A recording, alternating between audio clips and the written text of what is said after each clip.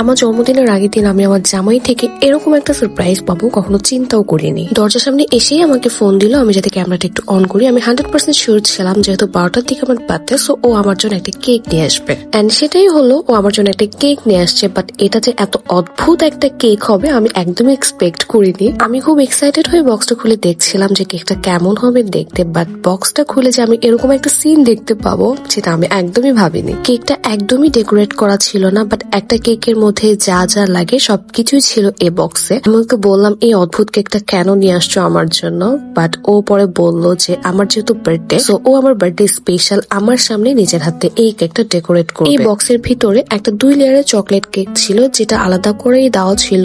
And এখানে ছিল chocolate, তারপরে চকলেট সিরাপ, চকলেট গানাস, দেন হচ্ছে ক্রিম ছিল, কেক টপার ছিল, ক্যান্ডেল ছিল। সো একটা কেক বানানোর জন্য যা যা লাগে সবকিছু ছিল এই বক্সে। বাট আমি চিন্তা করছিলাম আমার জামাই তো জীবনে কোনোদিন কেক বানায়নি, সো ও কিভাবে এই কেকটা ডেকোরেট করবে, ও কেন, আমি নিজেও কখনো এই টাইপের কেক গুলো মেক করিনি। এটা কাইন্ড অফ একটা DIY কেক, যেহেতু আমার জামাই খুব শখ করে আমার জন্য এই কেকটা নিয়ে আসছে। সো দেখা যাক ও আসলে কতটুকু সাকসেসফুল হয়। আমি ওকে পাশ থেকে একটু একটু ইনস্ট্রাকশন দিচ্ছিলাম, বাট আমি নিজে একদমই জানি না আসলে কোনটার পরে কি ইউজ করতে হয়। যেমন এই চকলেট গানাসটা আসলে কোনটা আমি ইউজ করতে হয় সেটা আমরা একদমই জানি না, বাট তাও আমরা আমাদের মতো করে আসলে ট্রাই করে যাচ্ছিলাম। দেখা যাক শেষ পর্যন্ত আসলে কি হয়। এট দ্য সেম টাইম খুব মজাও লাগছিল কেকটা বানাতে, কারণ এই এক্সপিরিয়েন্সটা আসলে একদম ফার্স্ট টাইমই নিচ্ছি। এর আগে কখনো এরকম করা হয়নি যে একটা কেক কিনে নিয়ে এসে নিজেরা বাসায় সেটাকে নিজেদের মতো করে ডেকোরেট করব। যারা কেক বানাতে পারো তাদের জন্য তো এটা মনে হয় 5 মিনিট বা 10 মিনিটের কাজ, বাট আমরা যারা কেক বানাতে পারি না আমাদের জন্য এটা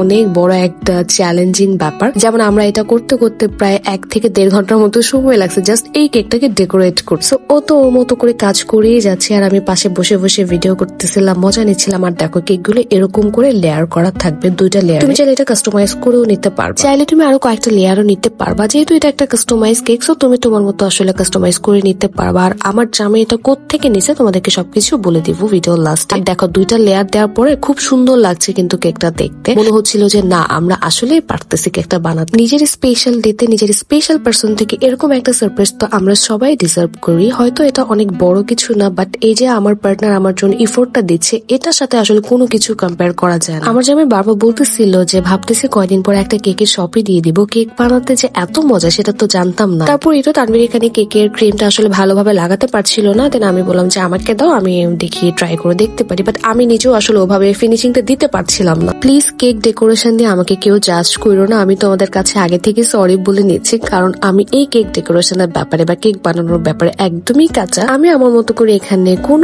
রকম করে একটা ডিজাইন করে নিচ্ছি, তোমরা আমাকে জানাও তো এটা লাস্টে কেমন হয়েছে দেখতে। তারপর এই তো উপরে আমি একটু চকো চিপস দিয়ে দিচ্ছি। সবকিছু আসলে ওই বক্সটার ভিতরেই ছিল, তোমাকে এক্সট্রা করে কোনো কিছু কিনে নিতে হবে না, ডেকোরেশনের সবকিছু ওখানে ছিল। তোমরা যারা কেক বানাতে পারো না আমার মতো, তোমরা চাইলে এরকম DIY কেক গুলো নিয়ে বাসায় ট্রাই করে দেখতে পারো। সবকিছু রেডি করা থাকবে, তোমরা জাস্ট নিজেদের মতো করে তোমাদের স্পেশাল ডেতে নিজেদের মতো করে ডেকোর করতে পারবা, তোমার পার্টনারকে সারপ্রাইজ করতে পারবা। আমি মনে করি এটা বেস্ট একটা সারপ্রাইজ হবে তোমাদের পার্টনারের জন্য। আচ্ছা এখন এটা প্রাইস বলে দিই। এটার প্রাইস নিয়েছিল 850 টাকা। আর তুমি চাইলে এখানে যে কোনো ফ্লেভারের কেক নিতে পারবা, আবার তুমি চাইলে কিন্তু এখানে যে কোনো ভাবে কাস্টমাইজ করে নিতে পারবা। তবে কাস্টমাইজ করার জন্য কিন্তু এক্সট্রা আলাদা একটা চার্জ দিতে হবে। এই DIY কেকটা তোমরা পেয়ে যাবা চকোহলিক ফেসবুক পেজে, আমি আমার ক্যাপশনে নামটা মেনশন করে দিব। সো এই তোমাদের কেক বানানো শেষ। তোমরা আমাকে অবশ্যই কমেন্ট করে জানাবো আমার এই কেক ডেকোরটা তোমাদের কেমন লেগেছে। আই নো দেখতে খুবই পচা হয়েছে, বাট তাও আমাকে একটু জানাও প্লিজ। আমাদের কাছে না ব্যাপারটা খুবই ইন্টারেস্টিং লেগেছে, একটা কেক কিনে নিয়ে এসে নিজেরা নিজেদের মতো করে কেকটাকে মেক করা, নিজের স্পেশাল ডেতে সেটাকে